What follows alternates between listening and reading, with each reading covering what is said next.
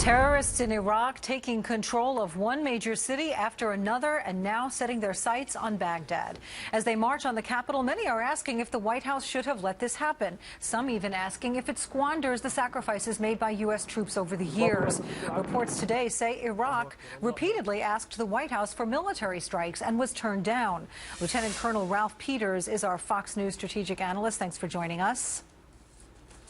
How do you do, Patty? Good. So the New York Times article refers to multiple requests by Iraq for U.S. airstrikes, but they were turned down by the White House. Now, the Iraqis felt that the staging areas where the insurgents were gathering would make easy targets for unmanned drones, but you're not so sure. Well, no, the staging areas in advance would have been excellent targets for drones or for manned aircraft, for cruise missiles. But the Obama administration just doesn't want to do anything militarily in Iraq, no matter what the price is. And now that they've delayed, the targeting would be much, much harder. When the troops are all gathered in a camp, it's easy to hit them. Now that they're stretched out on roads in a variety of vehicles, including a lot of civilian vehicles, civilian clothes, how do you tell them from the refugees? So the only way to do the airstrikes and make it work would be to put special ops spotters on the ground. We're not going to do that. The only real way to stop this onslaught, if the Iraqis can't, would be troops on the ground. We're not going to do that. I mean, Patty Ann, this is President Obama's real legacy. The creation of the first jihadi state in modern history, stretching from central Syria to central Iraq and now approaching Baghdad, all because President Obama saw everything through a political lens. He was going to end the war in Iraq, refused to negotiate seriously for residual U.S. presence. And now, just to put this in perspective for viewers, with this jihadi conquest of Mosul and jihadi forces approaching Baghdad, this is shaping up to be the biggest Arab jihadi victory since the 12th century, 1187, and the fall of Crusader Jerusalem. Wow. This is momentous. I can't overstate the importance. So, Obama's jihadi state in the heart of the Middle East. Yeah. Too late for airstrikes, you say. Now, the Times says the reason that Iraq's appeals for U.S. strikes were rebuffed is that President Obama was reluctant to open a new chapter in Iraq after withdrawing in 2011. Yeah. So our forces spent 13 years in Iraq, some of them giving their lives. Now we have Islamic insurgents retaking major Iraqi cities. People are asking, was the sacrifice of our service members all for naught? Well, yeah, the answer is yes. All the death. All the bleeding, all the money, for naught, simply because Obama saw things in political, not strategic terms. And I do have to clarify one thing.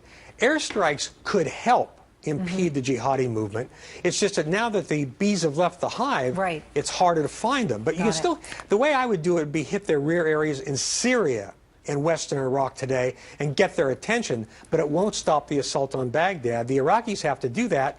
And the Iraqi army is in collapse. I hope it can gather together. But if you're a jihadi fighter, an Islamist militant, you believe in your cause and are willing to die for it. The Iraqi military isn't willing to do that. And in fact, when the jihadis capture Iraqi officers, they cut off their heads and often don't bother to use a very sharp knife. This is an incredible strategic problem, and President Obama is clueless. Yeah, the Obama administration is pointing out that we have provided $14 billion in military aid in Iraq. They just didn't want to do these drone strikes, etc. But in any case, let's talk more about ISIS, the Islamic State of Iraq and Syria, which is the unit that is now starting to take everything over. This grew out of al-Qaeda in Iraq.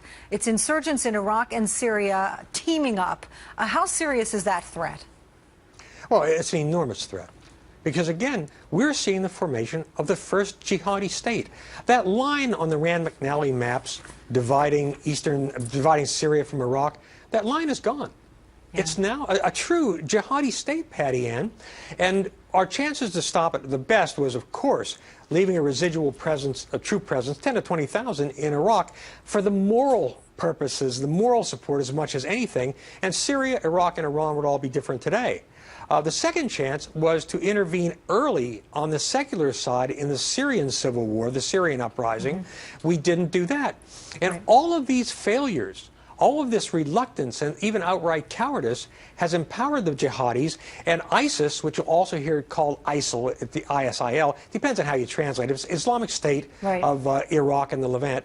This is an even grimmer, more brutal force in al-Qaeda. It's son of al-Qaeda on steroids. And as I pointed out years ago, a decade ago, with Osama bin Laden, I said, what if Osama bin Laden isn't the terrorist messiah? What if he's just John the Baptist? And Abu Bakr al-Baghdadi, the head of ISIS, is chilling in his resolution, brutality, and hatred for civilization.